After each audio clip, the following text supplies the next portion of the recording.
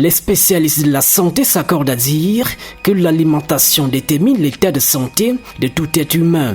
Au Cameroun, l'on enregistre beaucoup de problèmes de santé dus à la mauvaise alimentation.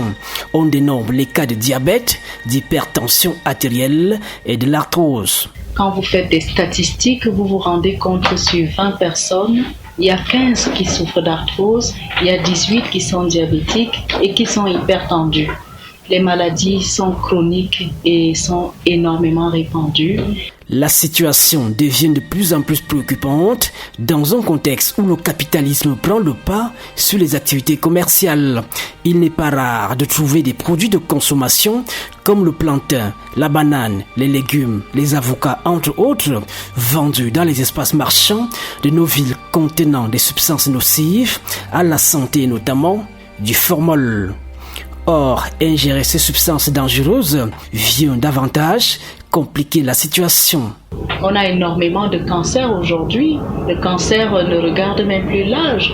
Même les petits-enfants de 2 ans, 3 ans souffrent de cancer parce que les laits qu'ils consomment sont manipulés. Donc les gens sont vraiment malades. Ici, la spécialiste en naturopathie clinique proscrit absolument aux populations la consommation des repas trop salés, trop gras et trop sucrés. Les repas qui sont bons dans la bouche, bons dans le palais, et on a des sucres raffinés que les gens consomment trop sucrés, trop salés, consomment trop de protéines animales et saturent le corps.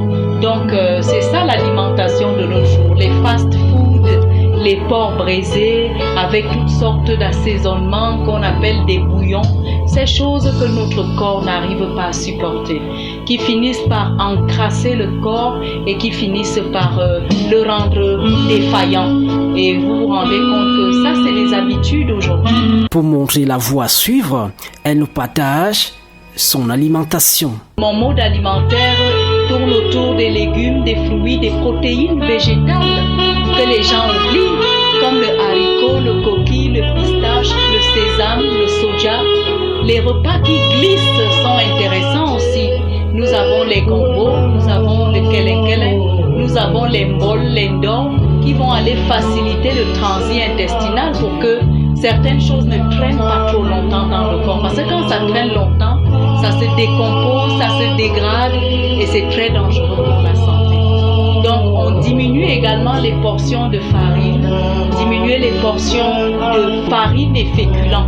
Parce que vous voyez, c'est toutes ces choses qui constituent les déchets mucosiques, ce qu'on mouche, ce qu'on crache, la morve. C'est ces déchets-là issus de l'hyperconsommation de farine, l'hyperconsommation de féculents. Selon les statistiques, on dénombre au moins 11 millions de morts par an, 10 millions de décès découlent d'une maladie cardiaque due à cette mauvaise alimentation. Plus de 910 000 sont dus à des cancers liés à l'obésité. Plus de 330 000 pour cause de diabète de type 2. En effet, l'excès de gras augmente le risque des maladies cardiovasculaires, tandis que le cholestérol bouche les artères pouvant alors mener à un infarctus.